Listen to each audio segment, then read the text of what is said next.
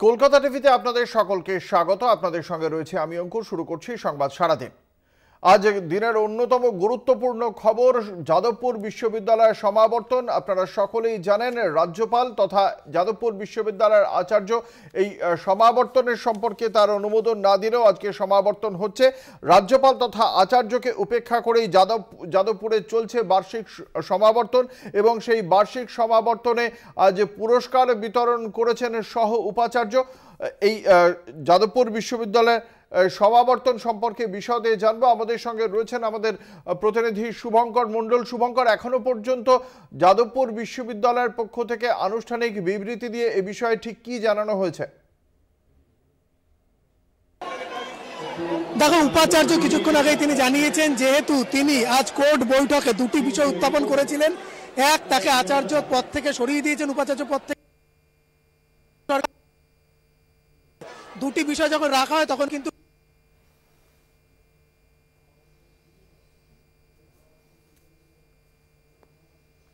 যাদবপুর বিশ্ববিদ্যালয়ের সমাবর্তন সম্পন্ন করানোর জন্য বুদ্ধদেব সাউকে বিশেষ ক্ষমতা দিয়েছিল রাজ্য শিক্ষা দপ্তর।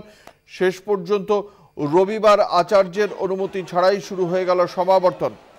আপনারা জানেন যে গতকাল রাতেই যাদবপুর বিশ্ববিদ্যালয়ের উপাচার্যকে যেহেতু কোর্টের বৈঠক ছিল এবং সেই বিষয়ে তাকে গুরুত্ব না দিয়ে সমাবর্তনের ঘোষণা হয়ে গিয়েছিল, গতকাল রাতেই উপাচার্যকে দায়িত্ব থেকে অপসারিত করেন রাজ্যপাল তথা যাদবপুর বিশ্ববিদ্যালয়ের আচার্য। পরবর্তীকালে শিক্ষা দপ্তরের পক্ষ থেকে ফের তাকে রিইনস্টেট করা হয়।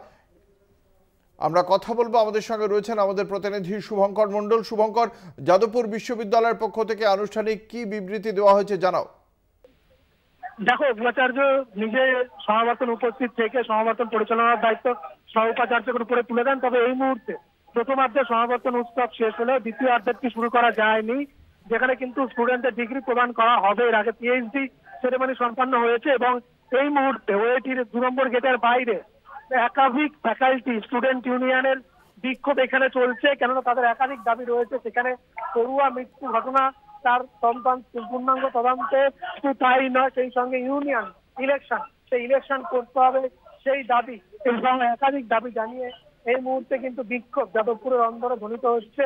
এই ওয়েটি অর্থাৎ ওপেনিয়া থিয়েটারের এখানে কিন্তু এই মুহূর্তে বিক্ষোভ চলছে। ইতিমধ্যে আমরা দেখেছি অমিতাভ দত্ত, তিনি সহ উপাচার্য, তিনি এসছেন, সেই সঙ্গে ফ্যাকাল্টি কাউন্সিল এবং সেই সঙ্গে ইসি মেম্বার, কোর্টের বোর্ড মেম্বার, তারা এসে পড়ুয়াদের বোঝান যে এইটা বিক্ষোভ দেখানোর জায়গা নয়। তাদের কোনো দাবি দেওয়া থাকলে তারা উপাচার্যের ঘরে গিয়ে জানাতে পারেন, কিন্তু তারা তাদের সিদ্ধান্ত অনড়। তারা এখানে তাদের বিক্ষোভ দেখিয়ে তারা তাদের বক্তব্য জানাতে চান। ফলে সেই নিয়ে তারা এই মুহূর্তে স্লোগানিং শাউটিং করছেন, কালো পতাকা দেখিয়ে এবং বিব্রত এই মুহূর্তে কিন্তু বিশ্ববিদ্যালয় কর্তৃপক্ষ কিছুটা। যদিও সমাবর্তন উৎসব কিন্তু প্রায় বলতে পারে প্রথমার্ধ সম্পূর্ণ হয়েছে এবং একেবারে সফলভাবে সম্পূর্ণ হয়েছে।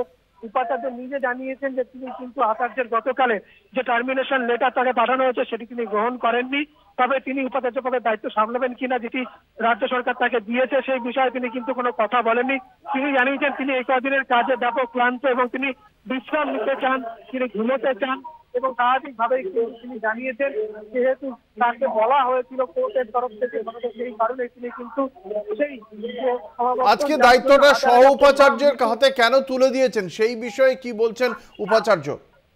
দেখো, তিনি যেটি জানিয়েছেন যে স্বাভাবিকভাবেই এখানে যেহেতু একটা আইনি জটিলতা তৈরি হতে পারে, সেই কারণেই কিন্তু সহ উপাচার্য যেহেতু পদ নিয়ে এই মুহূর্তে কোনো আইনি জটিলতা নেই, অর্থাৎ তার পদটি এই মুহূর্তে সেফ পদ, হয়তো সেই কারণে কিন্তু সহ উপাচার্যকে দায়িত্ব দেওয়া হয়েছে সেই যে সমাবর্তন পরিচালনার জন্য। এবং মঞ্চে উঠে তিনি প্রথম সহ উপাচার্যকে দায়িত্ব তুলে দেন এবং তারপর সমাবর্তন অনুষ্ঠানের সমাপ্তিও তিনি প্রথমার্ধের অনুষ্ঠানের সমাপ্তিও তিনিই করেন। তবে এই মুহূর্তে দ্বিতীয়ার্ধে সমাবর্তন অনুষ্ঠান এখনো পর্যন্ত শুরু করা যায়নি, কেননা ব্যাপক বিক্ষোভ এই মুহূর্তে অরবিন্দ ভবন মাফ করবে ওয়েটিং 2 নম্বর গেটের বাইরে কালো পতাকা, কালো ব্যাজ পরে ছাত্র সংসদের যারা রয়েছেন প্রত্যেকটি প্রায় ছাত্র সংসদের তরফ থেকে এই বিক্ষোভ এখানে প্রদর্শন করা হচ্ছে। আর্ট, ইঞ্জিনিয়ারিং সহ বিভিন্ন ফ্যাকাল্টির তরফ থেকেও তাদের একটাই দাবি যে ছাত্র মৃত্যুর ঘটনার পূর্ণাঙ্গ তদন্ত, ছাত্র সংসদ নির্বাচন। একেবারে দেখা যাক এক্ষেত্রে শেষ পর্যন্ত কি সিদ্ধান্ত হয়। ধন্যবাদ। আমাদের সঙ্গে ছিলেন আমাদের প্রতিনিধি শুভঙ্কর মণ্ডল।